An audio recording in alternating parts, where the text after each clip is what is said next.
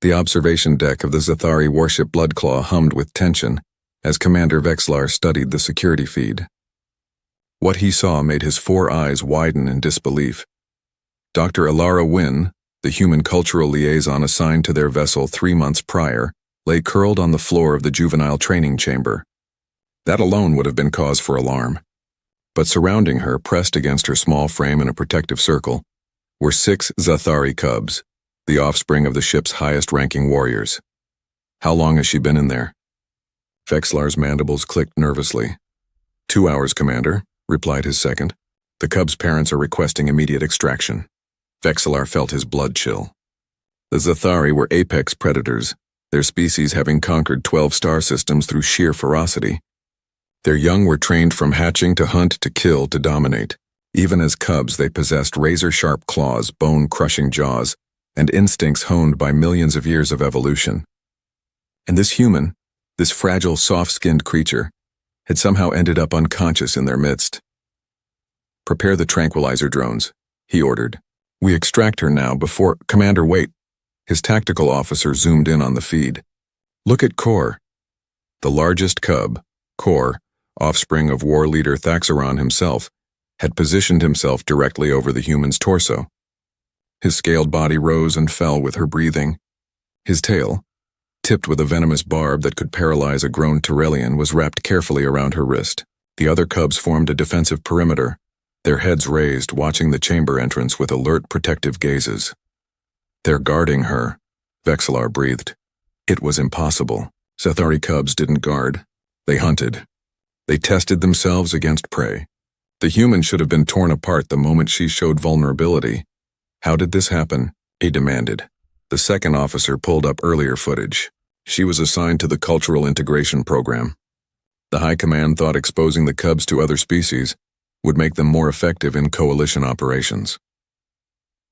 The screen showed Dr. Ilara entering the chamber 6 hours earlier, carrying a worn datapad and a cloth bag. The cubs had immediately surrounded her, hissing, their hackles raised.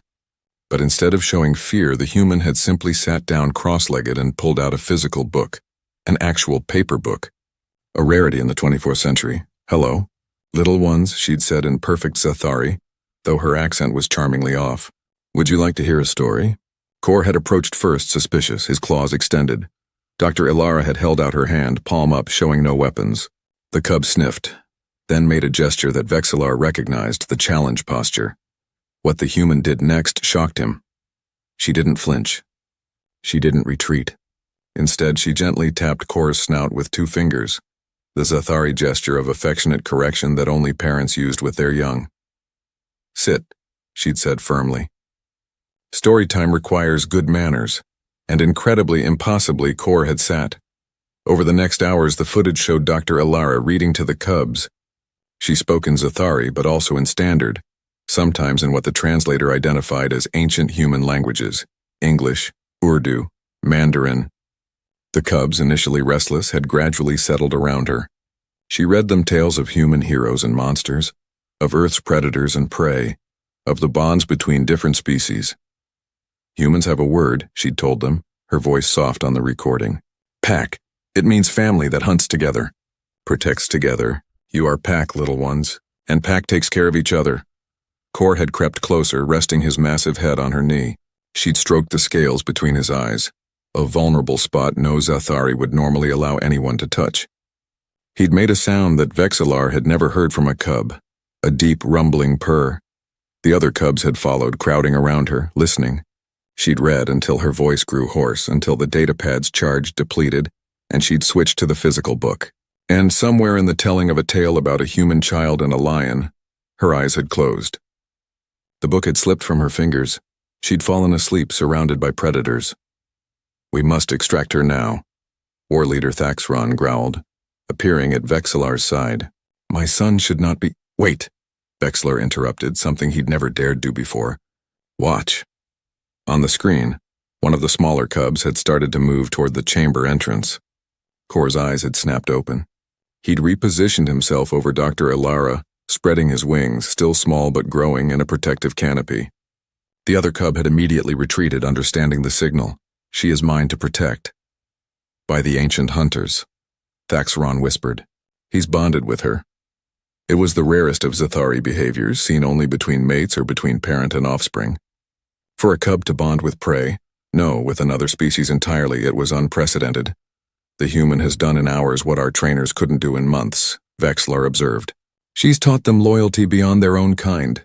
Thaxaron's expression was unreadable. This could change everything. If our warriors could bond with other species as allies rather than merely tolerating them, it would make us unstoppable, Vexlar finished. They watched as Dr. Alara stirred, her eyes fluttering open.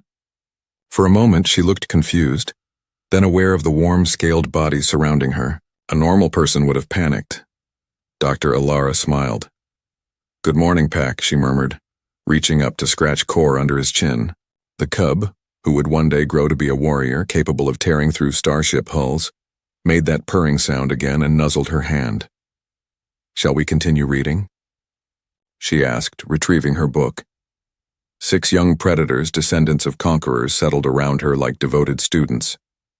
And Dr. Alara Wynn, seemingly unaware that she'd accomplished the impossible, began to read again. Vexlar turned to Thaxaron. "Perhaps we've underestimated humans." The war leader watched his son curl